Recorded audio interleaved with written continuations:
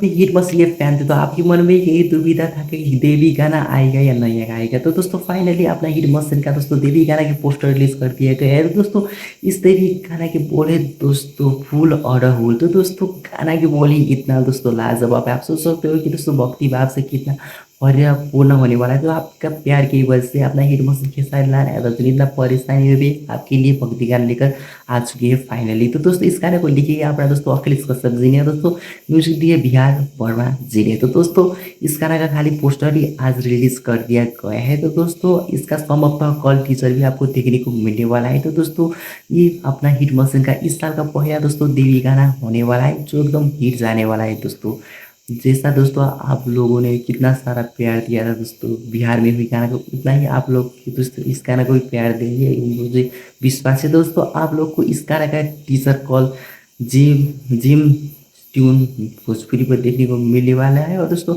11 अक्टूबर को आप लोग दोस्तों इसका full song James tunes Bhojpuri पर देख सकते हो। ठीक है।